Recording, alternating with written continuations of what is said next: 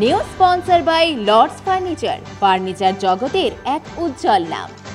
নিজেদের ঘরকে সুন্দর আসবাব দিয়ে সাজাতে আজই আসুন আমাদের প্রতিষ্ঠানে।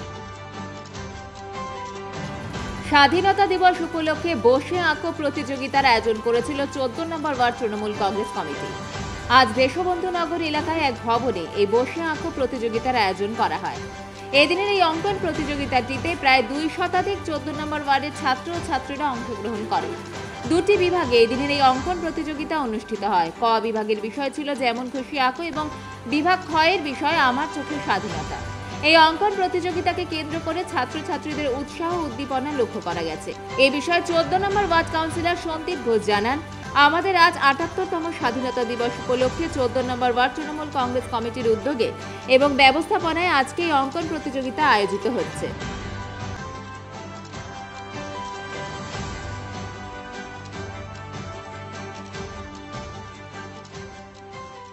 ৭৮তম স্বাধীনতা দিবস উপলক্ষে আমাদের 14 নম্বর ওয়ার্ড পৌর কমিটির উদ্যোগে এবং ব্যবস্থাপনায় আমরা এখানে আজকে অঙ্কন প্রতিযোগিতা আয়োজন করেছি।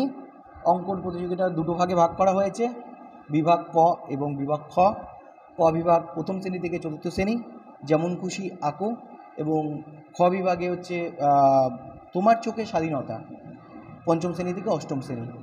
এই থিম আমাদের রয়েছে অঙ্কনের।